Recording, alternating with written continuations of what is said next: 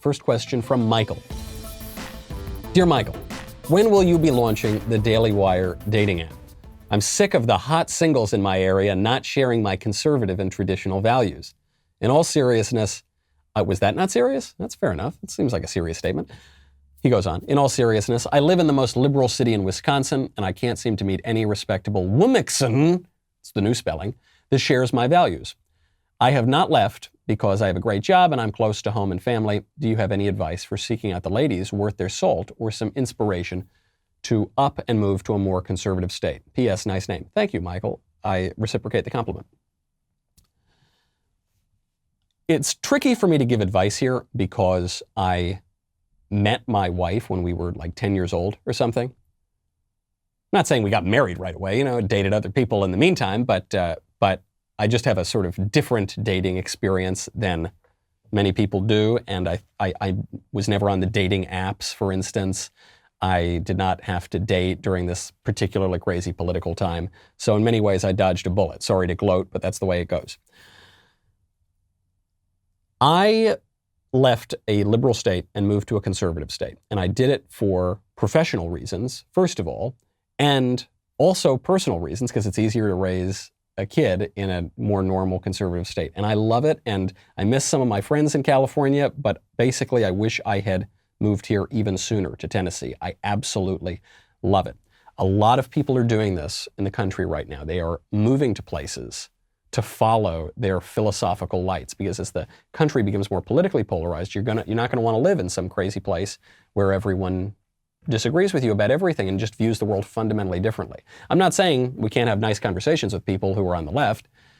I'm just saying if we're talking about radically different views of the world, it's going to be harder to get along there.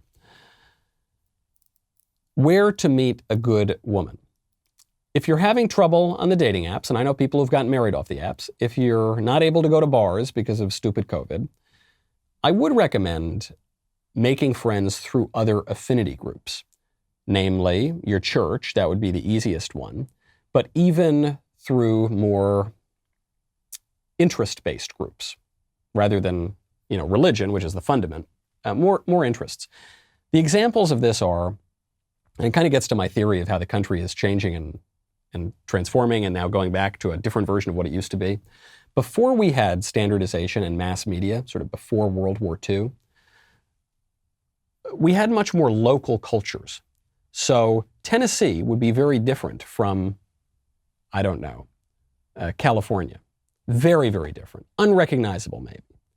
Now, though they are still quite different, they're much more similar than they used to be. And if you go to cities in all these different places, the cities are all almost exactly the same. I've traveled all over this country, and it's more similar than it is different.